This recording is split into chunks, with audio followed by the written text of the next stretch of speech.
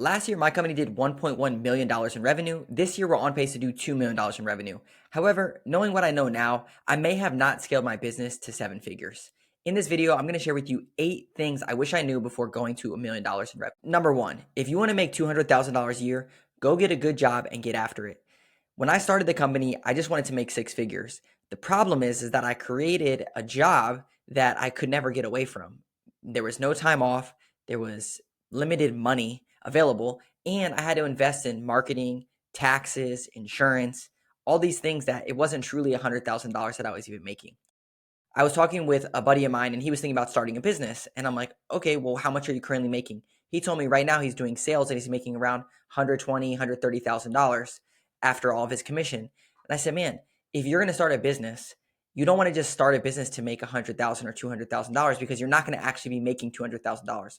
On top of that, you're not even going to have all the benefits that they give you: time off, any other perks, health insurance, 401k, whatever other things that they provide to you. And you might just be getting a job that you never get time away from, and it just ends up turning to a prison cell of a dream. The biggest problem is that most people have a vision of this 100 or $200,000 range when you could definitely get that in a sales job if you really put forward the effort that you would put to in trying to run a business. If you were to put that into sales or AI or technology, you can make that same amount of money. And if you start a business, you're going to be in sales and doing AI and technology anyways. So if you really just want to make $100,000, $200,000, go get a job. Now, the flip side of this is if you wanted to scale your business to $1 million or $2 million and then have profit of 20 or 30%, then you could be making a lot more money. The problem is that it's very hard to do that. So there's 2 reasons to start a business. The first one is to make this profit that I just mentioned, but then the second one is to actually have time off and flexibility and lifestyle business. So I encourage this guy, hey, if you're going to start a business, cool, go for it. I have a business.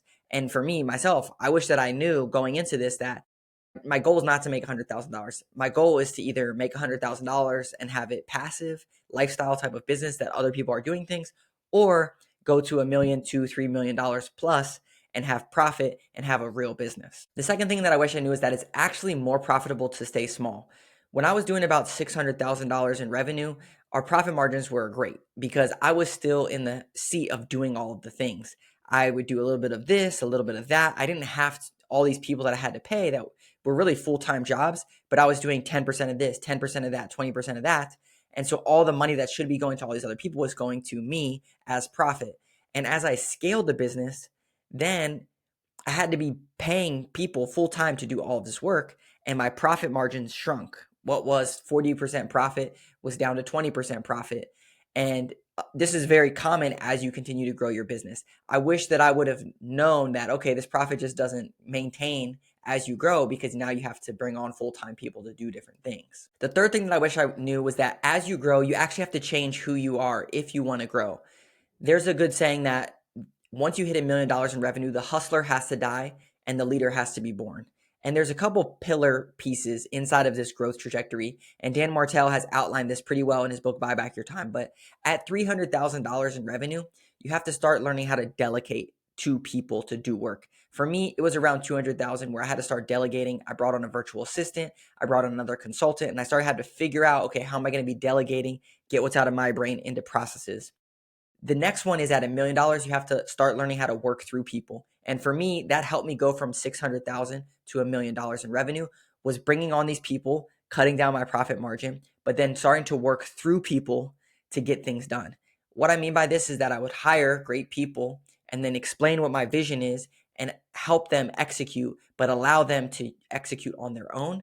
And it was very, very hard because you have to trust that these people are going to do this thing, and you're investing, hundreds of thousands of dollars to make this happen, and you could just lose it all. But you have to change who you are. The hustler has to die. Especially if you want to go to 10 million or 5 million, the hustler piece, you can't just be running around doing everything.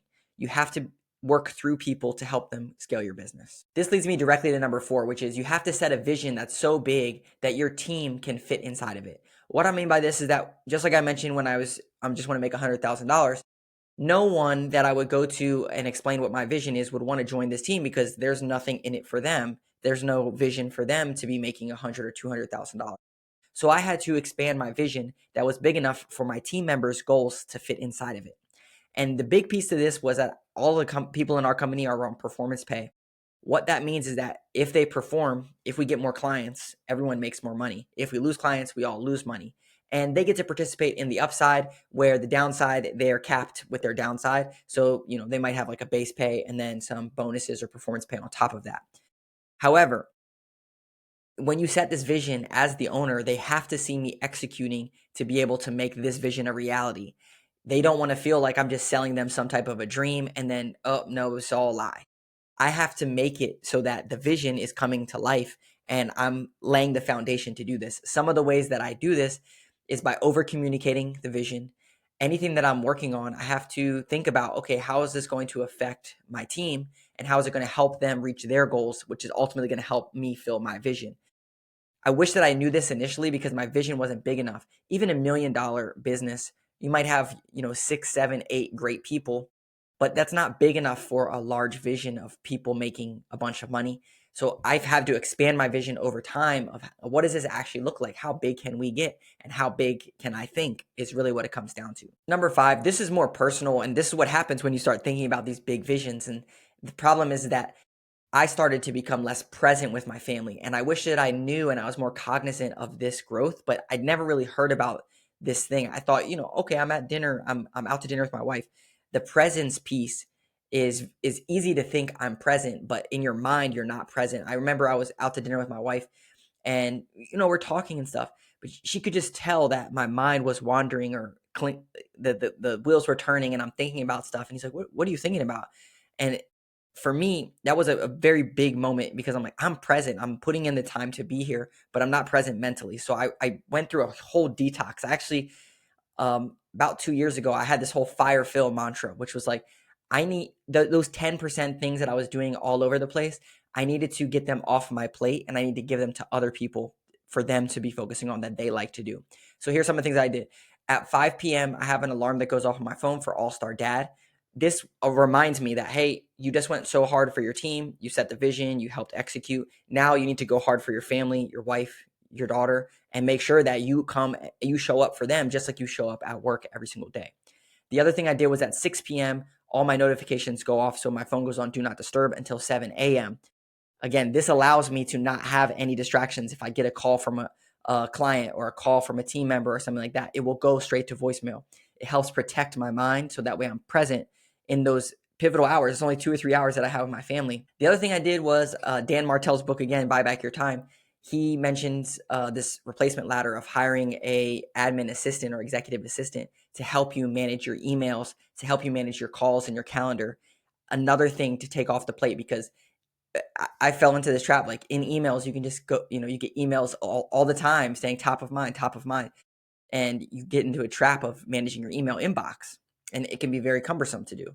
What I found by implementing some of these things was that I was a lot more present when I was with my family.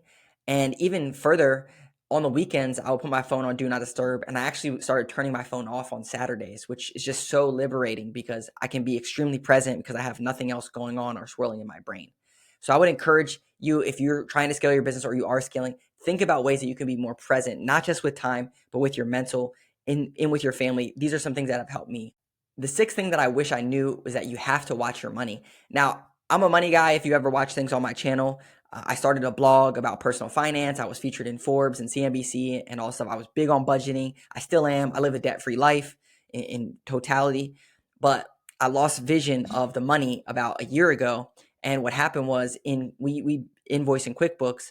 I thought that someone was getting charged, and for 3 months they didn't get charged, and it was about like $10,000 that they did not get charged for work that I thought they were getting charged for, and I was paying our team and all this stuff for this thing.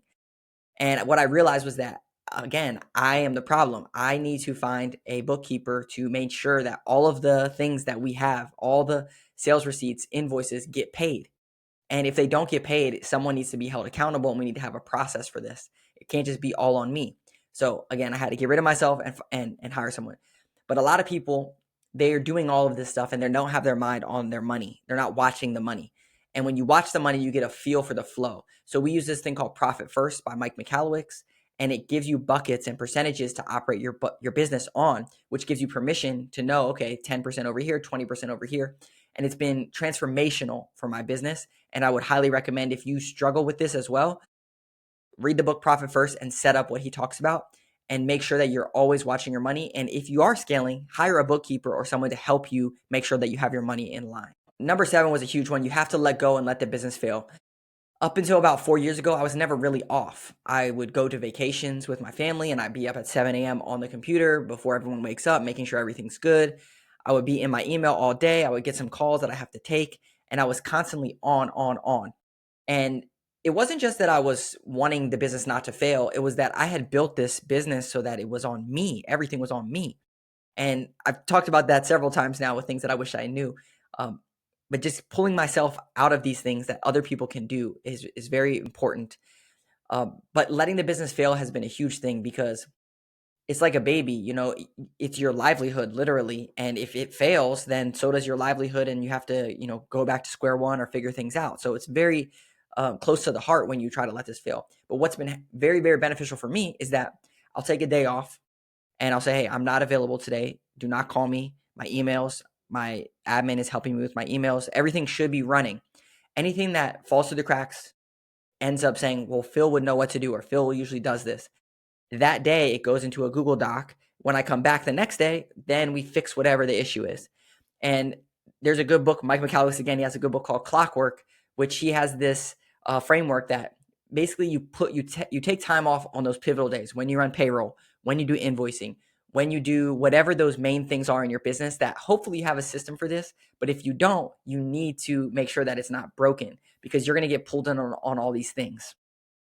And that's something that's really helped me, that I've learned a lot, is you have to let the business fail. You have to let team members fail so that they learn, but hopefully it's not fatal. And you have to know when to jump in and when to not jump in. And for me, it's always been at the point of, I'll let them fail, or let this thing fail, because I know I have a SOP or process or team member that can pick it up. And if they need help, then they'll ask me, or I'll step in right when it's kind of on that edge. And I'm like, okay, cool, I need to step in here. You kind of have that feel for it. All right. And the last one, this is a really big one that it ties this all together, is that even when you have profit, that doesn't mean that you're just balling and you have all this money in the bank. So someone thinks, okay, you're doing $1 million in revenue. Let's say you have a good profit margin, which is 20%. You have $200,000 that's there. Then hopefully you're paying yourself also a salary or some type of money outside of that. Let's say it's like 10%, so $100,000. So all in, you're at $300,000. Well, first off, you got to pay taxes on that. So like 20-30% taxes on that. So it's not all yours. But the other big thing is that profit is not just, you don't just take the money out of the business, because let's say next month you need money to fund some things in the business. You got expenses coming up. You have a new product or service that you're launching. You're not collecting as much as you thought you would, and you need to pull from your reserve funds. So inside of your business, you also have to have an emergency fund as well, just like your personal finance. Your personal finance is like 3 to 6 months. So let's say it's like $20,000-$30,000. In the business, you should have 2-3 months sitting there, because you never know what could happen. And you always want to have those reserve funds that's going up. And when you're growing the business, your reserve funds also have to go up as well. So you don't just take the money out. Same thing when you want to invest in things, new marketing channels, research and development, new products and services, new team members, and you're taking a little bit of a risk as you're going up. So just because you have profit doesn't mean that it's all coming to you. And this kind of ties it all together with the first thing that I said, which is, if you are not optimized for two things: one, running a business that's more of a lifestyle business for freedom, where, okay, cool, I'm cool with making $70,000 or $100,000 more passively, maybe working 20 hours a week, and the business kind of run itself. That's the first thing. The second one is, if you're not optimized for, I'm going for $5 million, $10 million so that I can make all this risk worth it, where I can make $400,000 or $500,000, it might make sense just to go and get a job and get all the benefits that they have as well. So those are some things that I wish that I knew. I'm curious to get your thoughts if any of these resonated with you, or maybe you're like, yeah, I really felt that too, or this was one of the big things that I learned. You could put a comment down below. If you're curious how I grew this business to $1.1 million, I made this video all about that. And if that one's not out yet, you can check this one out.